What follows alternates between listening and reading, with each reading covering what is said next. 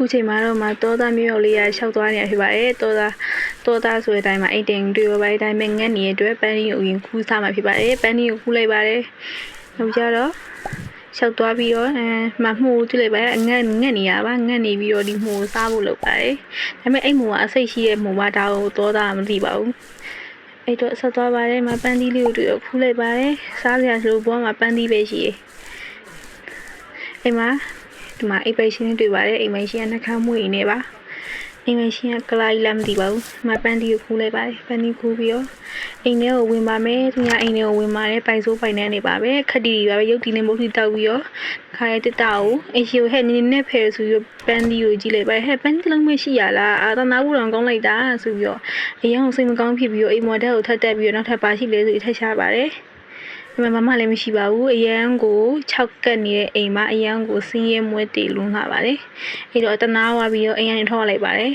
နေခဲ့တော့ငါပြန်မလာတော့ဘူးဒီလိုအိမ်ကအရန်ကိုမွဲတယ်အဲ့တော့ပြောပြီးတော့ထပ်ထောက်ရပါတယ်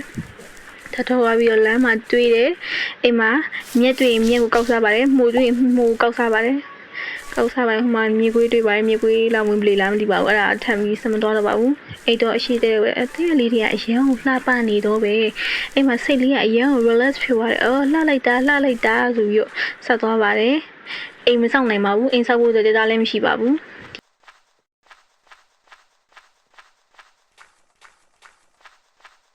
အိမ်လည်းမဆောင်နိုင်ပါဘူးအဲ့တော့ဆက်သွားပါတယ်တိရဒီတွေအရန်ကိုလှနေတော့ပဲပန်းသီးတွေအများကြီးပဲဒီနေရာမှာသဘောကျပါ යි တောသားမျိုးကစပြီးတော့မှတွေ့ရဲ့ပင်ကနေစပြီးတော့ခူးတော်မှာဖြစ်ပါတယ်ဘယ်ပင်ကစခူးရင်ကောင်းမလဲအရင်ဆုံးရှာနေရပါဘယ်ပင်ကစခူးရင်တွေ့ရဲ့ပင်ကစောက်